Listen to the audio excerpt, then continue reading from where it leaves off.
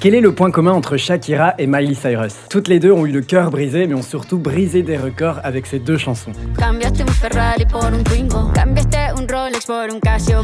I can buy myself flowers. Shakira et Miley Cyrus prennent leur revanche en musique. Voici le secret de ces break-up songs, c'est parti.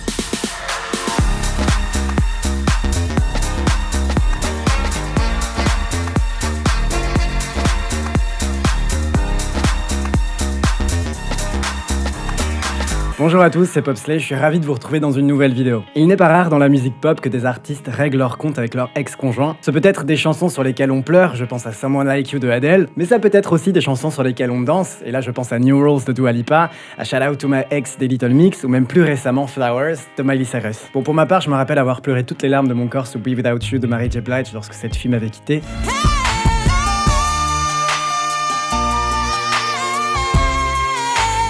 Oui, ça date. Gay. Vous l'avez compris, les break-up songs, comme on les appelle, ça ne date pas d'hier. En effet, si on remonte un peu le temps, en 1968, Etta James nous déclarait déjà en musique qu'elle préférait perdre la vue, qu'elle préférait devenir aveugle, plutôt que de voir son mec s'éloigner dans I'd Rather Go Blind. I would rather be a blind girl, babe, than to see you walk away.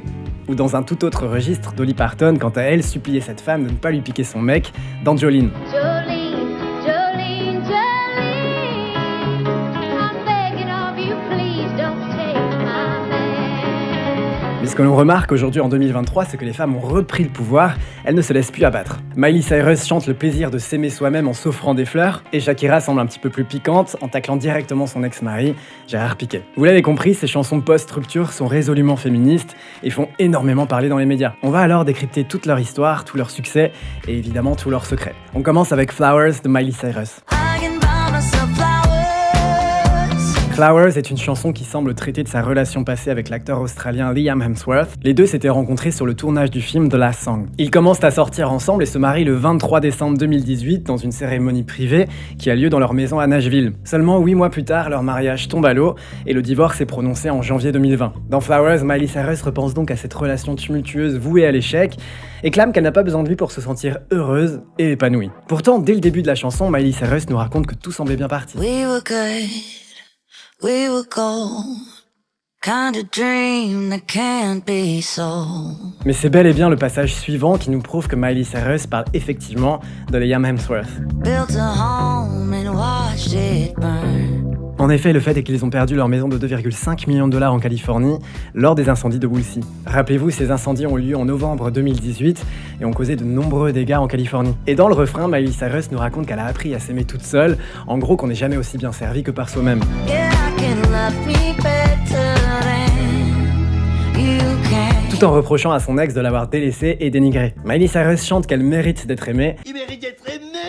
Pardon, j'étais obligé. Elle est donc déterminée à recevoir cet amour dont elle a besoin, sous la forme et avec l'intensité qu'elle désire, et si elle ne peut pas le trouver chez son mec, c'est pas grave, elle se le donnera à elle-même. Et je vous invite à faire de même. J'aime beaucoup aussi le parallèle avec les fleurs, c'est très simple, mais ça symbolise l'attention et le soin qu'elle veut s'offrir. Un autre parallèle que l'on peut noter, et vous avez été très nombreux à m'en faire part sur Instagram, c'est évidemment celui avec la chanson de Bruno Mars, When I Was Your Man, qui est sortie en 2012.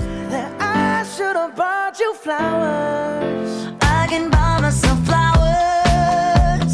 and held your hand, and I can hold my own head. Should have gave you all my hours. Talk to myself for hours. Alors s'agit-il d'un sample? Non, puisque Miley Cyrus ne reprend pas les éléments d'origine de la chanson de Bruno Mars pour les intégrer à Flowers. Est-ce qu'il s'agit d'une interpolation? On pourrait dire que oui, malgré le fait que ça reste quand même très flou. En tout cas, les auteurs de When I Was Your Man n'ont pas été crédités sur la chanson de Miley Cyrus. Toutefois, certains fans ont supposé que Liam Hemsworth, en plus d'être infidèle, il a un nom difficile à prononcer, avait dédié la chanson de Bruno Mars à Miley Cyrus après que le couple ait rompu fin 2013. Il s'agirait alors d'une référence ou bien d'une réponse à la chanson d'origine. Et si tel est le cas, je trouve que c'est du pur génie. On peut également noter une certaine ressemblance avec I Will Survive de Gloria Gaynor, qui elle aussi est une chanson post-rupture avant d'être devenue un hymne gay et un hymne footballistique.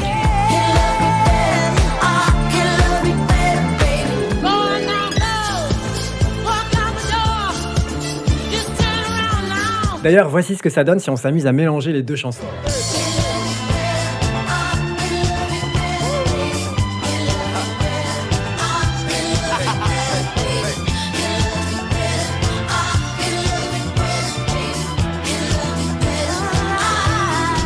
Gloria Gaynor avait d'ailleurs réagi à la chanson de Miley Cyrus sur ses réseaux sociaux en disant, je la cite, « Votre nouvelle chanson porte le flambeau de la confiance en soi et encourage chacun à trouver une force intérieure pour persévérer et s'épanouir.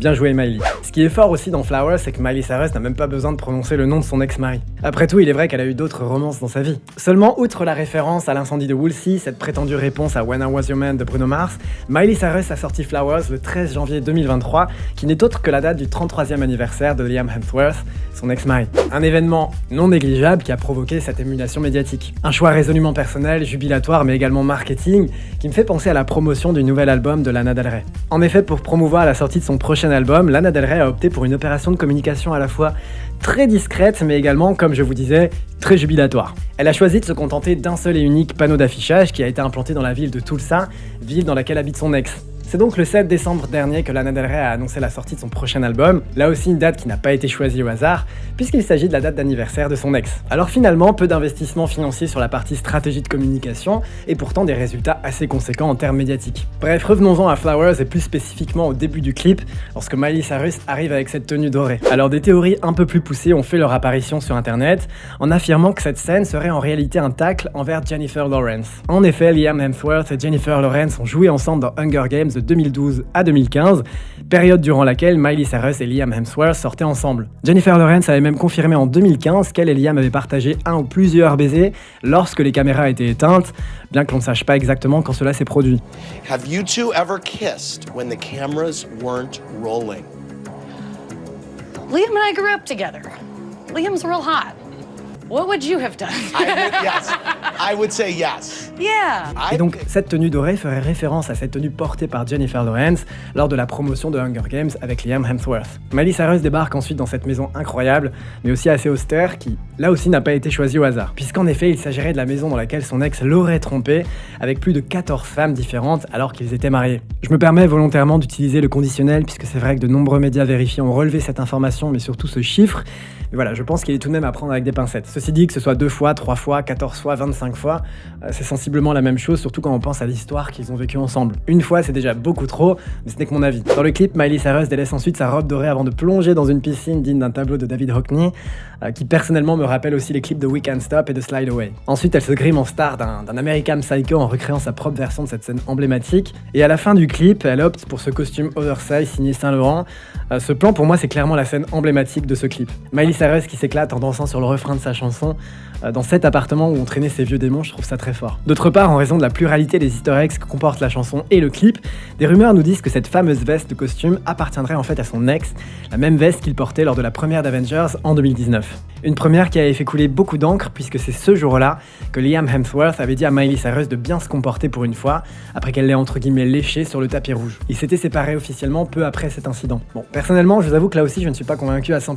J'ai envie de vous dire que la plupart des costumes noirs pour hommes se ressemblent beaucoup, puis le modèle que Miley Cyrus arbore est en fait, comme je vous disais, un modèle de la collection Saint Laurent automne 2022, donc ce n'est pas la même pièce, et puis on observe tout de même quelques différences évidentes en termes de design. Toutefois, c'est peut-être le choix du style de costume qui a effectivement été prémédité. Et puis même si ce n'est pas le cas, je trouve que ça lui va divinement bien.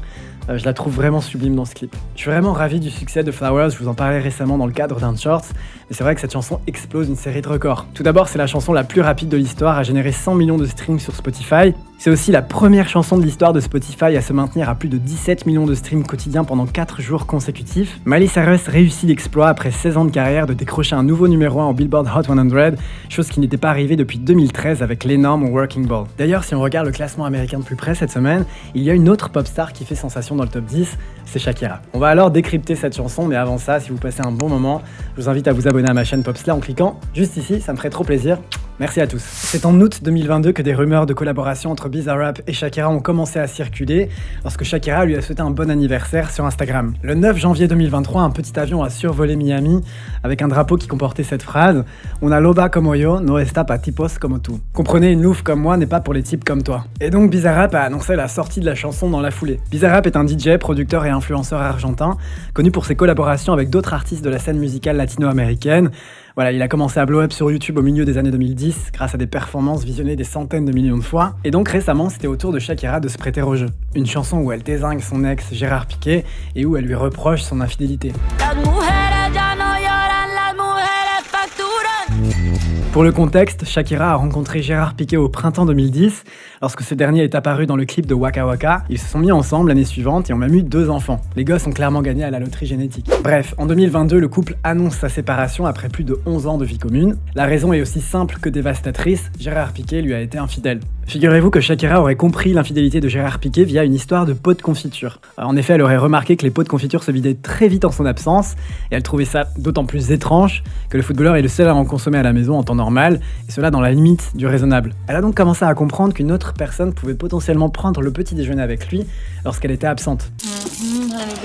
Shakira aurait par la suite fait appel à un détective privé pour confirmer ses soupçons. Seulement, elle n'était pas au bout de ses peines. Comme le rapporte le média Page Six, une vidéo datant de 2021 montre le footballeur chez lui, enfin chez eux, lors d'une interview qu'il avait faite via Zoom, et on voit Clara Marti apparaître à l'écran. Cela remontait à plusieurs mois avant l'annonce de leur divorce, qui confirme que les deux amants se voyaient bien dans la demeure que le couple partageait avec leurs enfants. Selon des sources proches de la chanteuse interrogée par Page Six, Shakira se serait effondrée en découvrant la vidéo. Je cite, « Elle est dévastée d'apprendre que cette femme se sentait clairement chez elle dans la maison qu'ils partageaient avec leurs enfants. Ils étaient encore très proches à ce moment-là. C'est dévastateur pour elle d'apprendre que cette liaison durait depuis beaucoup plus longtemps qu'elle ne l'imaginait. » Bref, aujourd'hui Shakira est déterminée pour prendre sa revanche et remettre les pendules à l'heure. Dans cette chanson, elle souligne tout d'abord la différence d'âge avec Clara Marti, puisqu'elles ont 23 ans de différence. Elle va beaucoup plus loin en disant que Gérard Piqué aurait échangé une Ferrari contre une Twingo, mais aussi une Rolex contre une Casio, on y reviendra plus tard. On comprend alors qu'elle a clairement l'intention d'humilier son ex. Comme Miley Cyrus, elle n'a pas besoin de prononcer une seule fois son nom dans la chanson, et pourtant les sous-entendus qu'elle propose ne trompent personne. Et on peut dire qu'elle n'y va pas de main morte. Cette session avec Bizarrap a énormément fait parler. En seulement 24 heures, la vidéo avait déjà été vue plus de 60 millions de fois. En seulement 13 jours, elle en affiche 200 millions, ce qui est énorme. Dans une interview accordée au Elle américain, Shakira confiait à l'époque que la période traversée avait été incroyablement difficile, pour elle comme pour ses enfants. Je la cite, « La musique m'a aidé à guérir, je pense que c'est le meilleur médicament. Il y a eu aussi des jours où j'ai dû ramasser des morceaux de moi-même sur le sol, et la seule façon de m'en sortir, ça a été à travers la musique. » Gérard Piqué, quant à lui, n'a pas tardé à réagir, et le moins qu'on puisse dire, c'est que ce n'est pas passé inaperçu. Le footballeur est allé jusqu'à annoncer un partenariat avec Casio, marque auquel elle fait référence dans la chanson.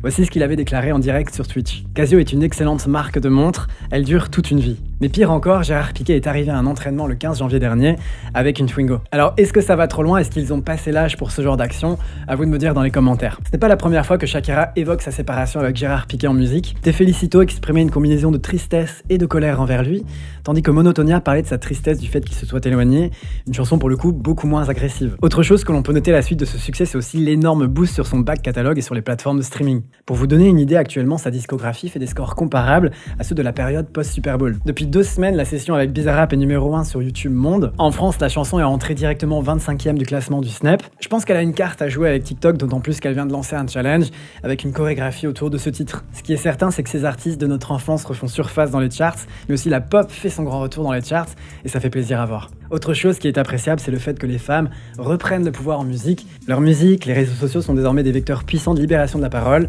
et il faut que ça continue en ce sens. Désormais, dites-moi dans les commentaires si vous êtes chaud pour une partie 2, parce que des break-up songs, il y en a des centaines. Je pense à Back to Black de Amy Winehouse, à Thank You Next de Ariana Grande, à Part of Me de Katy Perry, ou bien même plus récemment Kill Bill de Cizay. Merci à tous d'avoir suivi ce nouvel épisode, j'espère sincèrement qu'il vous a plu. Si c'est le cas, n'oubliez pas de vous abonner à la chaîne, de liker cette vidéo, de la commenter, de la partager autour de vous, ça me ferait trop plaisir.